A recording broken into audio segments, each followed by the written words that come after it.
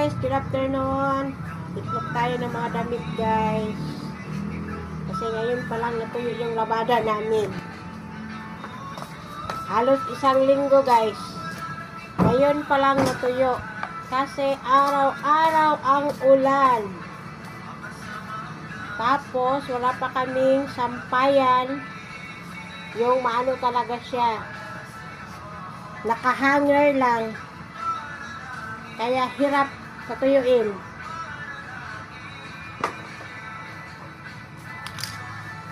Kaya amoy kulob na lang guys. Kasi biruin mo 1 week bago natuyo. Yung iba nga ano pa, basak pa.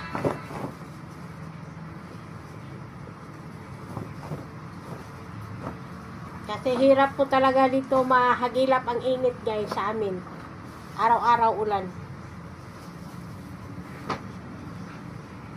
Lagi na lang umuulan. Parang walang katapusan. Tulad ng paghihirap ko ngayon.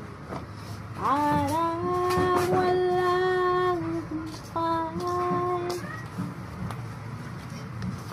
Sa kabila ng